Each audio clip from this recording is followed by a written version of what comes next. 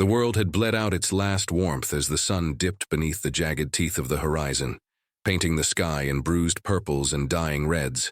A chilling wind, sharp as a switchblade, scoured the skeletal branches of the trees, howling a mournful requiem through the desolate landscape. It was a place of forgotten dreams, where the very air tasted of ash and abandonment. And there, amidst the skeletal remnants of what was once a homestead, a child lay crumpled, a tiny silhouette against the vast, indifferent expanse. Her small frame was a testament to the brutal truth of existence in this unforgiving era, a fragile vessel adrift on an ocean of despair. No flicker of light touched her, no whisper of comfort reached her, just the cold embrace of the earth and the gnawing hunger that had become a constant companion, a dull ache in the hollow of her being. Her breath came in shallow, ragged gasps, each one a desperate plea unheard by the deafening silence that surrounded her. Her eyes, wide and unblinking, reflected the last vestiges of twilight, mirroring a sorrow too profound for such tender years. She was a ghost already, clinging to the threadbare remnants of life with a tenacity born of pure, primal instinct. The world had turned its back on her, leaving her to face the cold, unyielding maw of oblivion alone. This was her truth, a stark and brutal reality etched into the very fabric of her being. A single tear, cold as the night air, traced a path down her dust-streaked cheek, a tiny river carving a canyon of grief. It was a tear for everything lost, for every touch denied, for every comfort withheld. It was the silent weeping of a soul teetering on the precipice of non-existence, a lamentation for a life that had barely begun before being snatched away by the cruel hand of fate. The wind carried her silent cries into the endless dark, where they dissipated into nothingness, leaving her with only the echo of her own despair. This desolation, this utter abandonment, was the crucible in which her spirit was forged, a hardening against the relentless onslaught of a world determined to break her. Yet even in this profound emptiness, a flicker, almost imperceptible, remained, a stubborn ember refusing to be extinguished by the encroaching shadows. It was the last, desperate gasp of hope in a heart that knew only sorrow. Before we get into this tale, let us know in the comments, where are you watching from? And subscribe if you want more content like this one. Elias walked the tracks with a grim resolve, his boots crunching on the gravel, the rhythmic clang of his hammer against metal, a solitary symphony in the vast quiet. The iron rails stretched endlessly before him, glinting like forgotten silver serpents in the fading light, a stark testament to man's relentless push against the wild. He was a man etched by the elements, his face a map of sun-baked lines and weary resignation, his eyes a distant faded blue that held the silent weight of unspoken burdens. He had seen too much, done too much, in a world that seldom offered second chances. The war, a jagged scar across the nation's soul, had left its mark on him, stripping away any illusions of innocence he might have once harbored. Now, only the unforgiving rhythm of the railroad offered a semblance of order, a predictable march towards an uncertain future. He was a sentinel of the iron road, a solitary figure in a landscape of desolation, his purpose as unyielding as the steel he maintained. But tonight, the usual emptiness of the tracks felt different, weighted with an unnatural stillness that pricked at his hardened senses. A low, guttural sound, not unlike the whimpering of a wounded animal, drifted on the wind, pulling him from his usual stoic routine. It was faint, almost imperceptible, yet it snagged at something deep within him, a forgotten chord vibrating in the quiet chambers of his being. He paused, his calloused hand still on the cold steel of the rail, his breath ghosting in the frigid air. The sound came again, a desperate, raw plea that resonated with the forgotten corners of his own soul. He changed his course, leaving the straight, familiar path of the tracks, drawn by an unseen thread towards the source of the desolate sound. Each step deeper into the encroaching shadows felt like a transgression, a journey into a space where the rules of his ordered world ceased to apply. And there, amidst the skeletal remains of a burnt-out hovel, little more than a pile of charred timbers and sorrow, he saw her, a tiny, crumpled form, no bigger than a bundle of rags, nestled in the debris. Her skin, dark against the pale, unforgiving earth, was almost indistinguishable from the shadows that clung to her. He stopped, his gaze falling upon the child with a mixture of shock and an almost primal apprehension. He had seen death before, 1,000 times over, but never quite like this. This was not the dignity of a fallen soldier, nor the peaceful surrender of the aged. This was raw, unadorned abandonment, a cruelty that clawed at the edges of his hardened heart. The girl, her eyes wide and dark, stared back at him unblinking like a creature caught in a snare. There was no fear in her gaze, only a deep, ancient weariness that belied her tender years. It was a gaze that pierced through his carefully constructed defenses, revealing the fragile humanity beneath the layers of his self-imposed isolation.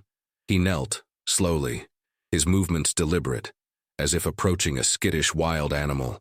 The air between them hummed with an unspoken tension, a fragile bridge between two souls adrift in a vast and indifferent world. He extended a hand, calloused and scarred, not quite touching her but offering a silent question, a tentative gesture of connection in the face of profound desolation.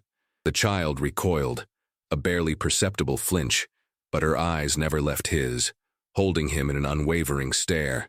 He was a stranger, a harbinger of the unknown, yet in his eyes she saw something, a flicker of something that had been absent from her world for so long, a glimmer of hesitant, conflicted recognition.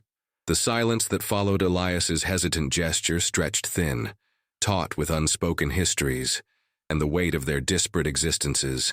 He was a man of the earth, bound by the unforgiving rhythm of steel and sweat, while she was a creature of shadow and loss, born from the very dust of abandonment. Her small hand, when it finally reached for his, was fragile, barely a wisp of bone and skin, yet it held an unexpected strength, a grip that belied her emaciated frame. It was a touch that both pulled him closer and pushed him away, challenging the carefully constructed walls around his heart. He lifted her, a feather-light burden, the bones of her ribs prominent beneath the thin fabric of her dress. The cold seeped into his hands, a physical manifestation of the desolation that clung to her. She was a ghost given form, a stark reminder of the brutality that often lurked just beyond the edges of civilization. He wrapped her in his worn blanket, the rough wool a poor substitute for the warmth she had so long been denied.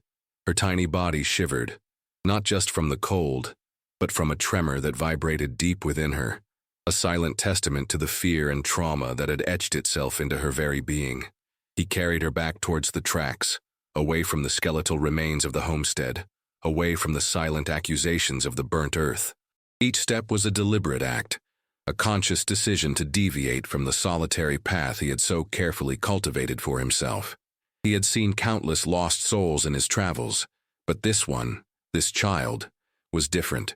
She was a stark mirror reflecting the raw vulnerability he had long buried within himself. He could not, would not, leave her to the mercy of the elements, to the wolves that stalked the edges of the human world. He was a flawed man, scarred by life's many battles, but even he understood the unspoken imperative that now bound him to this fragile life. Back at his simple railcar home, a cramped space filled with the scent of coal smoke and old wood, he offered her the last of his meager rations, a hunk of stale bread and a cup of lukewarm water. She ate with a quiet ferocity, her eyes never leaving his, a silent acknowledgement of the life-sustaining offering.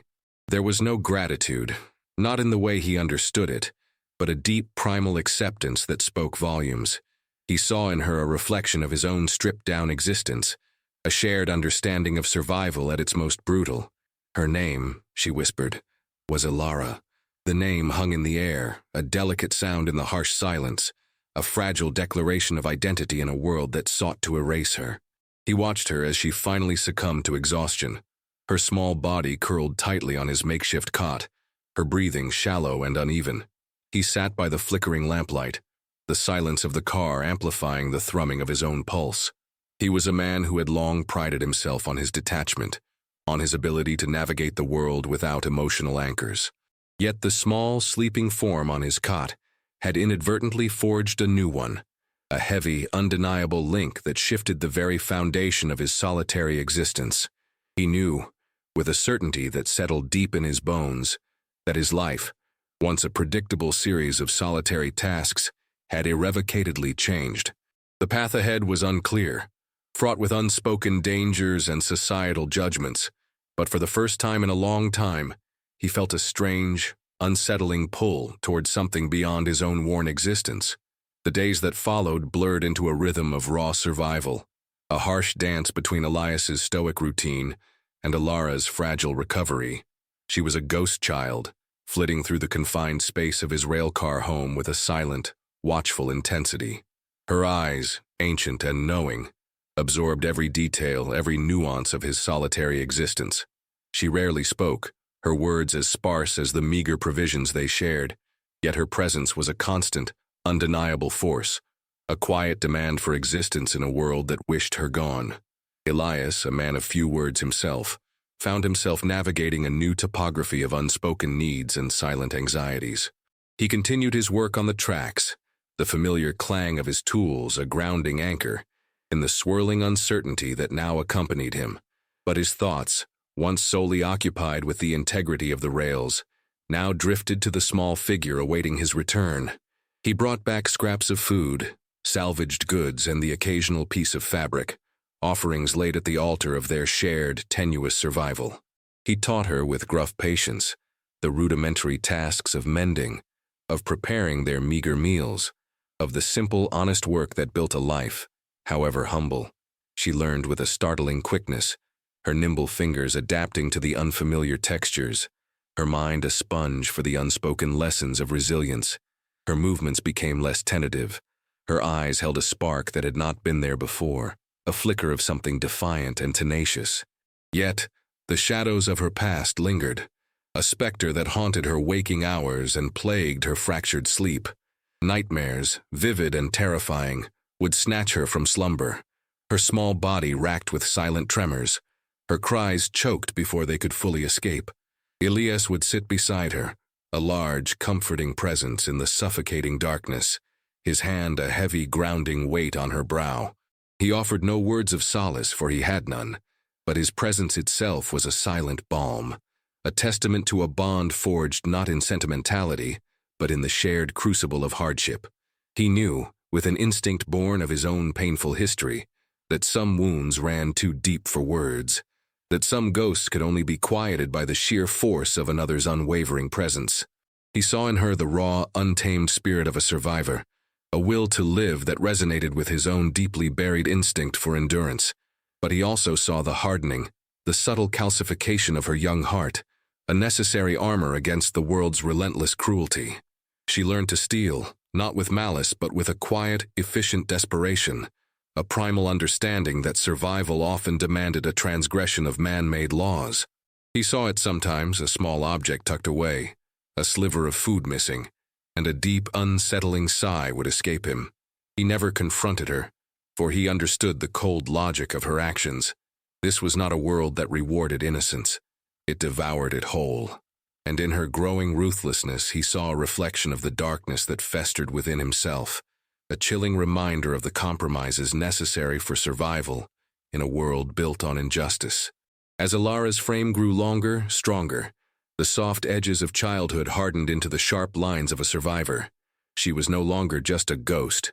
She was a presence, still silent, still watchful, but imbued with a nascent power that was both unsettling and compelling. Her hands, once small and trembling, now moved with a purpose, calloused by the demanding chores of their nomadic existence. The rail car, once a temporary refuge, became a crucible, forging her into something resilient, something unbreakable. She learned the harsh lessons of the tracks, the cunning needed to forage, the stealth required to avoid the prying eyes of the prejudiced townsfolk, the quiet patience of waiting for opportunity to strike. Elias, her unwitting mentor, observed her transformation with a detached, almost scientific interest. He had set her on a path, and she, with an instinct he himself recognized, had walked it without hesitation. He saw the steel in her spine, the calculating glint in her eyes, and a quiet apprehension settled in his gut. There was a raw, untamed quality to her that both intrigued and unnerved him. She was a creature forged in the crucible of neglect, and her instincts, though honed for survival, often skirted the boundaries of conventional morality. One blistering afternoon, as they stopped at a small, dust-choked town for supplies, The fragile peace of their existence was shattered. A group of men, their faces flushed with cheap whiskey and ingrained prejudice, gathered near the general store, their cruel laughter echoing through the stifling air. Their eyes, like predatory birds, fixed on Alara, her dark skin a beacon in their narrow, bigoted world. Their words, coarse and venomous, pierced the humid air, accusing her of petty theft, of being a darky menace to their pristine, segregated community. Elias, always one to avoid confrontation, felt a slow, simmering rage ignite within him. He was a man accustomed to turning a blind eye to injustice, to walking the path of least resistance. But this was Alara, a child he had inadvertently tethered himself to, a fragile life he had unwittingly sworn to protect. He stepped forward, his body a shield, his voice a low growl that carried the weight of years of unspoken anger. "Leave her be," he rasped, the words scraping against his throat like rusted metal. The men, emboldened by their numbers, only scoffed, their taunts growing louder, more menacing. "What's a white man like you doing with a pickaninny, old man? Filth attracts filth, don't it?" Their words, meant to sting, instead ignited something fierce and terrifying in Alara. She had stood silent for too long, endured the whispered slurs, the sidelong glances, the unspoken condemnation. Her past, a dark, churning abyss she rarely allowed herself to explore, surged forward, a tidal wave of remembered pain and injustice. With a sudden, swift movement, she snatched a small, gleaming knife from her waistband, a tool she had learned to sharpen with lethal precision, and lunged. It was not a calculated attack, but a visceral, animalistic response, a pure expression of fury born from years of systemic oppression. The blade, a blur of silver, flashed in the sunlight, slicing through the arm of the largest man, drawing a surprised grunt and a spray of crimson. The sudden, shocking violence of her act froze the men, their drunken bravado evaporating in an instant. Elias, stunned by the ferocity of her retaliation, pulled her back, his grip tight on her arm. He saw the fire in her eyes, the raw, untamed fury that transcended mere anger, a primal scream for justice in a world that offered none. The small cut, a mere scratch to the man, was a deep, unhealing wound to the fragile social fabric. It marked her, not just as a survivor, but as a force to be reckoned with, a dangerous truth in a world that preferred its oppressed to remain silent and subservient. The air in the rail car was thick with an unspoken accusation, the silence between Alara and Elias a chasm that had widened with the chilling echo of the knife's gleam. He had seen the raw, unbridled fury in her eyes, a storm of inherited pain that had unleashed itself with terrifying precision. It was not merely self-defense, it was a declaration, a stark refusal to remain a victim. He understood the impulse, the deep-seated anger that festered beneath the surface of a life denied, but he also recognized the precipice she teetered upon. He had lived long enough to know the brutal consequences of such a path, the way violence, once unleashed, could consume the very soul that wielded it. "That wasn't wise, girl," he rasped, his voice rough with a mixture of apprehension and reluctant admiration. He wasn't reprimanding her, not truly, but stating a cold, unyielding fact of their existence.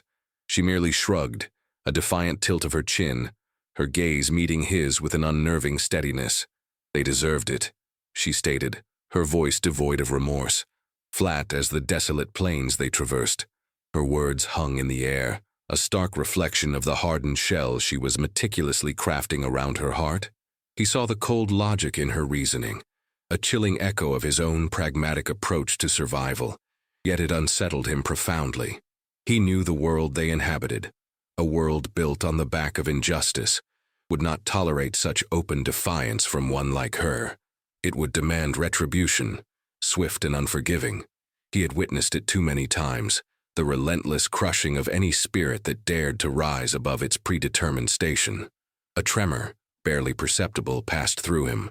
This newfound ruthlessness in her, this cold conviction, was not merely a reaction to external threats. It was a symptom of something deeper, a festering wound that had never been allowed to heal. He knew she carried a story, a history etched in the hollows of her eyes, but she had never spoken of it, not truly. It was a locked vault, sealed by trauma and guarded by a fierce, protective silence. He tried cautiously to probe the depths of her past, his words circling the periphery of her pain. "Your people, where were they?" he ventured, his gaze fixed on the rhythmic sway of the car. Her jaw tightened, a muscle twitching beneath her dark skin. "Gone," she murmured, the single word laden with an unbearable weight of finality. "Fire. They came, took everything." The fragmented words were like shards of broken glass, hinting at a scene of unimaginable horror, a sudden, brutal eradication. He didn't press further, sensing the fragile boundary she had erected around her memories. He understood then the source of her unyielding spirit, her raw resilience, and the nascent darkness that coiled within her. She was not merely an orphan. She was a survivor of an unspeakable atrocity, a child marked by the cruelest hand of fate. Her moral ambiguity, her willingness to step beyond societal norms, was not born of malice, but of a profound and brutal understanding of how the world truly worked. She had learned firsthand that conventional morality offered no protection against the savage forces that sought to obliterate her. This revelation, though incomplete, clarified much. It explained the guarded nature, the quiet ferocity, the inherent distrust that permeated her every interaction. She was a product of her pain, and in her, Elias saw a reflection of the brutal truths he had long sought to escape. The past was not merely a memory. It was a living, breathing entity, shaping the contours of her present and casting a long, ominous shadow over their uncertain future. The memory, like a half-forgotten dream, had always lurked at the edges of Alara's consciousness, a blurred image of smoke and screams. But now, spurred by the raw confrontation in the town, the carefully constructed dam around her past began to crack, allowing shards of terrifying clarity to pierce through. Her sleep, once plagued by formless terrors, became a cruel theater of vivid replays. She saw the familiar faces of her mother, her father, their eyes alight with the warmth of love, now contorted in expressions of pure, unadulterated fear.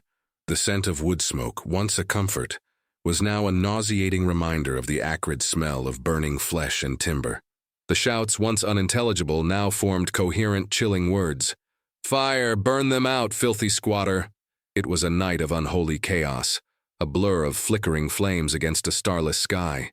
She remembered the frantic urgency in her mother's voice, the rough hands pushing her, small and terrified, into the hidden space beneath the floorboards, a dark, suffocating sanctuary. "Stay quiet, my love. Don't make a sound. Don't move, no matter what you hear." The words, whispered with desperate love, were a sacred command, a lifeline in a world consumed by madness. From her cramped, dust-choked hideaway, she had heard it all: the splintering of wood, the guttural shouts of men fueled by hatred, the terrified pleas that morphed into agonized screams. She heard the sickening thud of bodies hitting the floor, the heavy silence that followed, more terrifying than any noise. She had pressed her small hands over her mouth, biting down on her knuckles until the taste of blood filled her mouth, forcing back the desperate cries that threatened to tear from her throat. Her mother's last whisper, a fading echo that still haunted her. "Run. When it's safe, run, my precious." She remembered the stifling heat, the smoke that burned her lungs, the desperate longing for air, for light, for an end to the unbearable terror. When the silence finally settled, thick and absolute, she had remained beneath the floorboards for what felt like an eternity, paralyzed by fear and the crushing weight of loss. When she finally dared to emerge, the world was a desolate canvas of ash and ruin. Her home, once a sanctuary of warmth and laughter, was a charred skeleton, its bones picked clean by the ravenous flames. The bodies, once her family, were grotesque caricatures, barely recognizable lumps of carbonized flesh. She had stood amidst the devastation, a tiny, solitary figure in a world consumed by sorrow, the smoke stinging her eyes, blurring the edges of a reality too horrific to comprehend. There was no one left, no familiar face, no comforting touch, only the relentless wind carrying the whispers of the dead. She remembered walking, then, her small feet raw and blistered, driven by an instinct she didn't understand, a desperate, primal urge to simply move, to outrun the ghosts of her past. She scavenged for food, for water, her hunger a constant gnawing companion. She learned to hide, to blend into the shadows, to make herself invisible to the world that had so cruelly robbed her of everything. The memory, once a fragmented nightmare, solidified into a stark, undeniable truth. She was a survivor of a massacre, a lone remnant of a forgotten family, a living testament to the brutal realities of her time. The violence in the town was not just an isolated incident. It was a visceral reopening of an unhealed wound, a reminder that the world she inhabited was still capable of such casual, devastating cruelty. It solidified her resolve, not to seek vengeance, but to ensure that she would never again be a helpless victim, never again be consumed by the flames of another's hatred. This deep-seated fear, this primal need for self-preservation, was the bedrock of her character, the dark wellspring from which her unique blend of resilience and ruthlessness flowed. The incident in town, far from being an isolated spark, had ignited a slow, burning fuse, sending ripples through the quiet communities bordering the rail line. Word of the defiant darky girl and the white man who sheltered her spread like wildfire, mutating with each telling, fueled by fear and ingrained prejudice. Elias, once a largely invisible fixture of the railroad, found himself subjected to new scrutiny, to the cold, hostile stares of men who had once merely nodded in passing. His solitude, once a comforting cloak, now felt like a target painted on his back. The familiar route, once a predictable expanse of work and reflection, became a landscape fraught with unspoken tension. He felt the weight of their judgment, the quiet condemnation that radiated from every town they approached. His usual stoicism began to crack under the relentless pressure, revealing the deep-seated weariness that had settled in his bones. Supplies became harder to acquire, prices inflated for their unwelcome presence. He overheard whispers, veiled threats, the insidious murmur of a community turning against its own. He's harboring one of them. Unnatural, it is. She needs to be put in her place. These were not just idle words. They were harbingers of escalating conflict, a tightening noose around their precarious existence. Ilara, acutely sensitive to the shifts in atmosphere, felt the change with an almost animalistic instinct. She noticed the way Elias's shoulders grew heavier, the deeper lines etched around his eyes. She saw the venomous glares, the closed doors, the deliberate avoidance that now marked their passage through once familiar places. The world, once merely indifferent, had now turned actively hostile, its gaze fixed upon them with a chilling intensity. She retreated further into herself, her silence becoming less about observation and more about a desperate act of self-preservation. The small knife, once a symbol of defiant rage, became a constant, comforting weight in her hand, a silent promise of protection. She began to plan, not with words, but with the quiet logic of survival, her mind already anticipating the next move, the next threat. She observed Elias's movements, his routines, the subtle shifts in his demeanor. She saw his quiet despair, the gnawing anxiety that slowly eroded his once unyielding resolve. His attempts to shield her, to mitigate the growing animosity, were becoming increasingly futile, like trying to hold back a rising tide with cupped hands. The world was closing in, its cruel demands growing louder, more insistent. Elias, in a moment of raw desperation, considered the unthinkable, to leave her, to somehow arrange for her to be placed with someone else, somewhere else. The thought was a bitter gall in his mouth, a betrayal of the silent pact they had forged in the ashes of her past. But he saw the escalating danger, the very real threat to both their lives if they continued on this impossible path. He knew the depths of his own flaws, the limits of his protection. He was a solitary man, unequipped to fight the relentless tide of societal prejudice.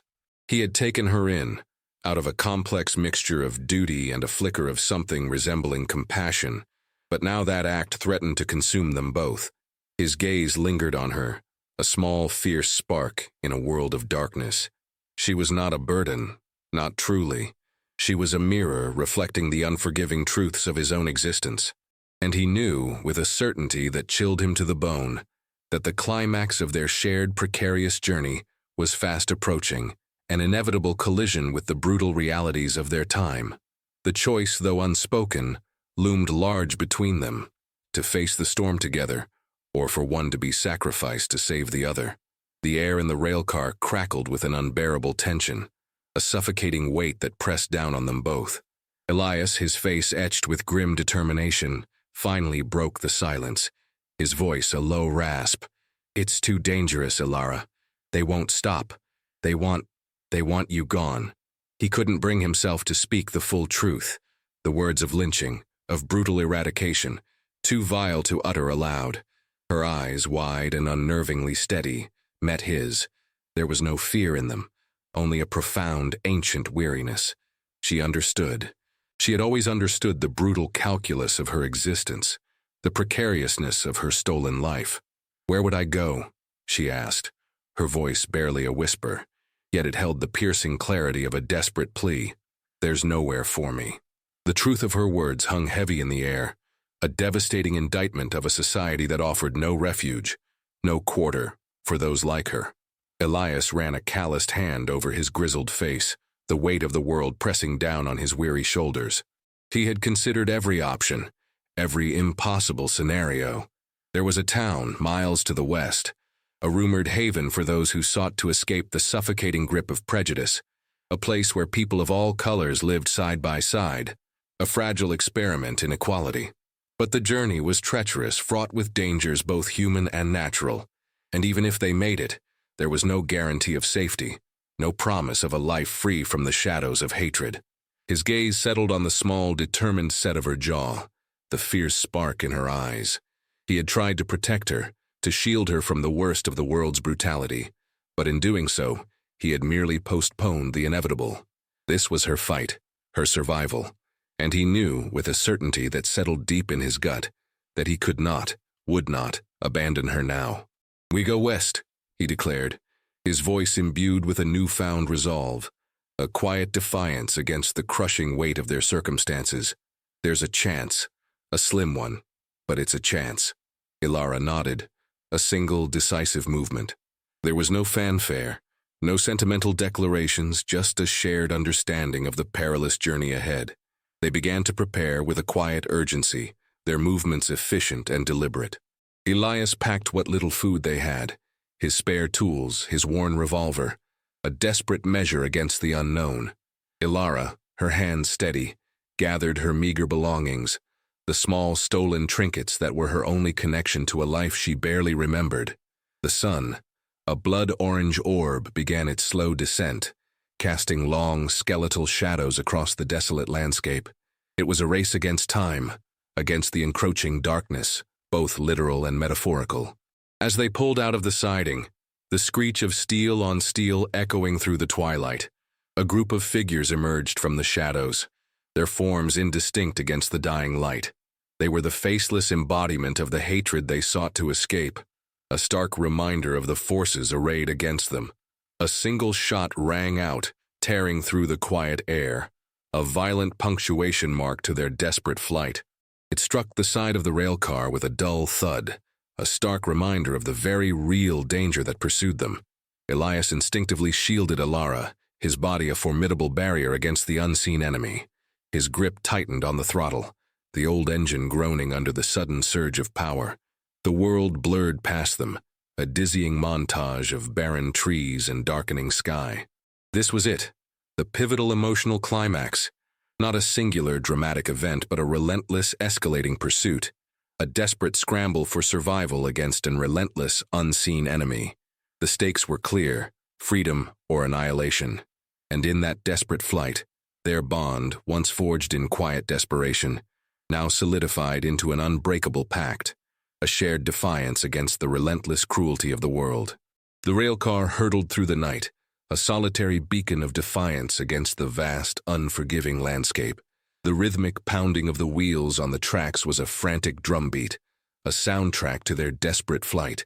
Behind them, the distant shouts and the occasional crack of a rifle fire were chilling reminders of the unseen pursuers, a shadowy presence that clung to their heels like a hungry wolf. Elias, his knuckles white on the throttle, pushed the old engine to its limits, his eyes scanning the track ahead for any sign of sabotage, any ambush. His face was a mask of grim resolve, every muscle taut with the strain of their perilous journey. He was not a hero, not in the traditional sense. He was a flawed man, weary and cynical, but in this moment, he was driven by a primal instinct to protect the fragile life he had inadvertently saved. His own survival, once his sole focus, had intertwined with hers, an unbreakable knot in the fabric of their shared destiny. Ilara sat beside him, her small body rigid, her senses acutely attuned to every sound, every tremor of the speeding car. Her gaze, fierce and unwavering, was fixed on the path ahead, as if she could will them faster, further, away from the encroaching darkness. There was a quiet strength in her, a terrifying resilience born of years of hardship. The fear was a cold knot in her stomach, but it was overshadowed by a burning resolve. She had survived so much, too much, to simply surrender now. She had seen the worst of humanity, witnessed its casual cruelty, its relentless pursuit of those deemed other. But she had also found a fragile anchor in Elias, an unexpected harbor in a storm-tossed world. The landscape outside blurred into an impressionistic smear of dark shapes and fleeting shadows. The wind howled past them, a mournful lament, carrying the faint scent of pine and damp earth. Elias coughed, a racking, wet sound that spoke of years of smoke and hardship. He was not young, and the strain of the flight was taking its toll. Ilara noticed the tremor in his hands, the shallow catch in his breath. A flicker of fear, not for herself, but for him, pierced through her hardened exterior. He was her protector, her improbable savior, and the thought of losing him, of being cast adrift once more, was a terror she refused to contemplate. She reached out, her small hand covering his on the cold metal throttle, a gesture of silent support, a shared burden. He glanced at her, a fleeting moment of connection in the desperate chaos, and in his eyes she saw not just weariness, but a profound sense of responsibility, a quiet acceptance of the heavy mantle he had taken upon himself. The night dragged on, an endless expanse of heart-pounding suspense. The pursuers, though unseen, remained a palpable threat, their presence a suffocating weight in the darkness. Every creak of the car, every gust of wind, every distant rustle of leaves was amplified, sharpened by their heightened senses. They were running, not just from the immediate danger, but from the very systemic injustices that had marked their lives. The rail car became a symbol of their flight, a vessel carrying them away from the shadows of their past, towards an uncertain, but perhaps hopeful future. The silence in the car was broken only by the engine's relentless roar and their own ragged breaths, a shared testament to the desperate, terrifying beauty of their collective will to survive. As dawn, a pale, hesitant sliver of light began to bleed into the sky. The sounds of their pursuers finally faded into the vast indifference of the wilderness. The air, still cool and crisp, carried only the scent of pine and damp earth, no longer tainted by the acrid tang of fear and desperation. Elias slumped over the throttle, his face streaked with grime and exhaustion, felt the tension slowly seep from his body. The relentless pounding of the engine had quieted to a steady thrum, a tired sigh of relief. They had outrun them, at least for now. They had survived another night, another relentless onslaught of hatred. He pulled the train to a slow halt, the screech of the brakes a welcome sound in the newfound quiet. The silence that followed was profound, broken only by their own ragged breaths. Ilara, her small hand still resting on his, looked out at the unfolding landscape. It was a world reborn, washed clean by the receding darkness, painted in soft hues of rose and gold. The sheer beauty of it, after the brutal darkness of the night, brought a tremor to her lips. She had known so little beauty, so much desolation. The relief that washed over her was so potent it almost brought her to her knees. But it was not just relief. It was something deeper, something akin to hope, a fragile seed germinating in the desolate landscape of her heart. Elias turned to her. His eyes, though bloodshot and weary, held a flicker of something she hadn't seen before, a quiet pride, an unspoken acknowledgement of their shared ordeal. "We made it, girl," he rasped, his voice rough with emotion. It wasn't a triumphant shout, but a grounded, honest declaration of a victory hard won. She nodded, unable to speak, her throat tight with unspilled tears. The journey had stripped them bare, revealing the raw, vulnerable core of their beings. They were not unscathed. The scars of their past and the wounds of the present would forever mark them, but they were alive. And in that simple fact, there was a profound triumph. He rummaged in his pack, pulling out a half-empty canteen and a piece of jerky, their meager spoils of victory. They shared it in silence. The simple act of sustenance a profound communion, a testament to their shared survival. The sun rose higher, casting long shadows across the tracks, illuminating the path ahead. The fear still lingered, a phantom limb of their recent trauma, but it was accompanied by a burgeoning sense of resilience. Ilara looked at Elias, truly looked at him, seeing beyond the grizzled exterior to the quiet strength and reluctant compassion that resided within. He was not a saint. He was a man forged by his own difficult past, a man who had chosen, against all odds, to extend a hand to a lost child. In his flaws, she found a reflection of her own burgeoning complexities. She had learned to steal, to fight to be wary, lessons born of necessity, but she had also learned the quiet power of connection, the unspoken language of shared struggle. The mystery of her past, though clearer, remained a wound, but it was no longer an open one. It was a scar, a part of her story, a testament to her endurance. The raw emotional intensity of the night had forged a bond between them stronger than blood, a silent promise of solidarity against an unforgiving world. The small town emerged from the vast wilderness like a mirage, a collection of mismatched buildings clustered around a single winding road. It was not grand, nor was it pristine, but it carried an air of quiet resilience, a sense of lived-in defiance that hummed beneath its unassuming exterior. Elias slowed the train, the familiar screech of the brakes a stark contrast to the gentle chirping of unseen birds. This was the promised land, the whispered hope, the rumored sanctuary where different shades of skin mingled without the crushing weight of judgment.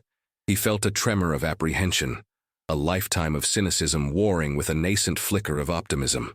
Could such a place truly exist? Ilara, standing beside him, her gaze fixed on the approaching settlement, felt a complex tangle of emotions. Fear, of course, lingered, a cold knot in her stomach, but it was tempered by a profound curiosity, an almost childlike wonder.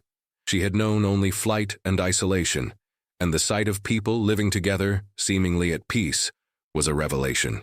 It was a tangible manifestation of a hope she had barely dared to dream.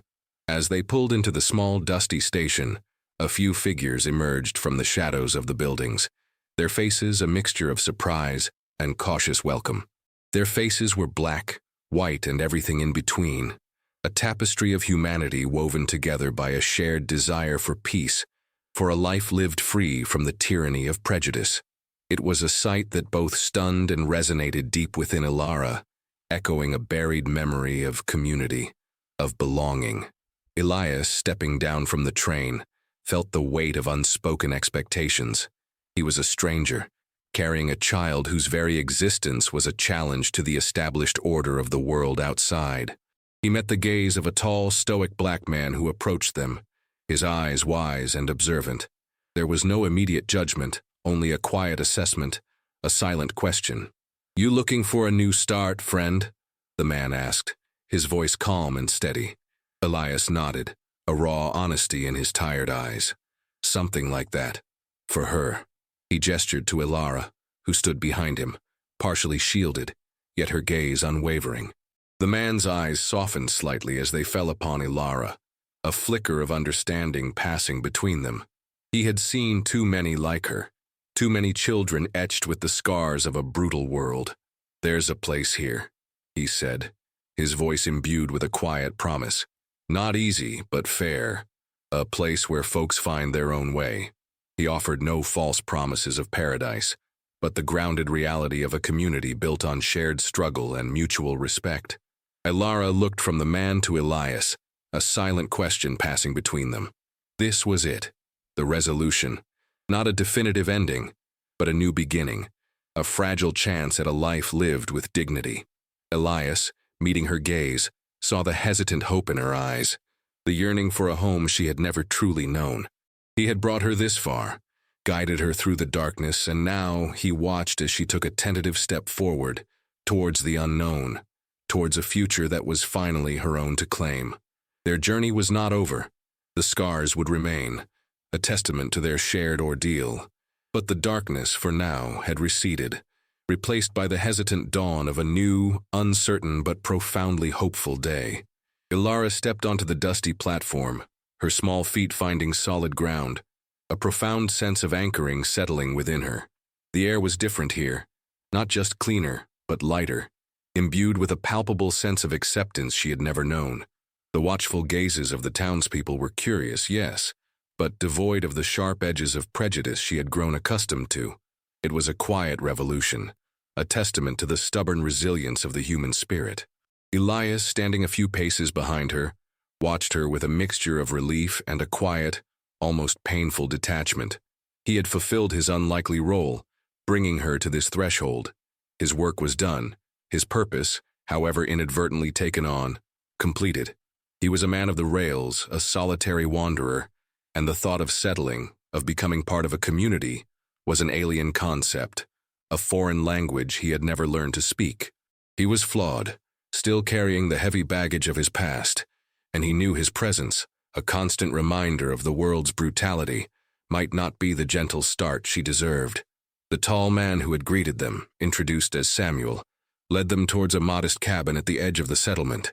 It was small but clean, with a window that looked out onto a field where children of all colors played under the gentle light of the setting sun. For Ilara, it was a profound vision of what could be, a world where innocence was allowed to flourish, unfettered by the crushing weight of hatred. Elias stood awkwardly at the doorway, a stranger on the precipice of a life he couldn't grasp. He had built his existence on solitude, on the harsh, unyielding rhythm of the tracks. This place, with its quiet hum of human connection, was both inviting and terrifying.